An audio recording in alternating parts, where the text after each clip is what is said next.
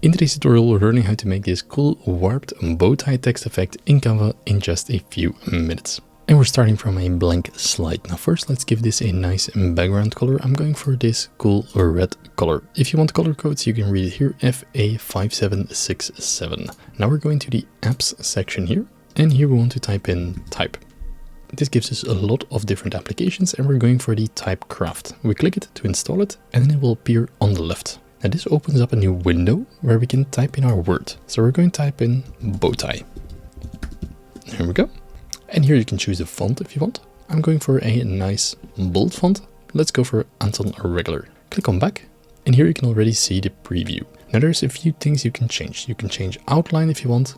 Color, I'm going to make it white. This will change the background color of the preview as well, but we are only getting the word, so that's fine. Now I'm going to choose the mirror points. If you choose horizontal, this means if you change anything here, it will also change on the other side. And if we choose vertical, same happens, but on the bottom as well. So I'm going to select vertical and then increase this part and increase the side as well. The center, we can make it smaller if we want, and maybe we can extend the sides just that bit more. And here I'm going to reduce that just a bit more.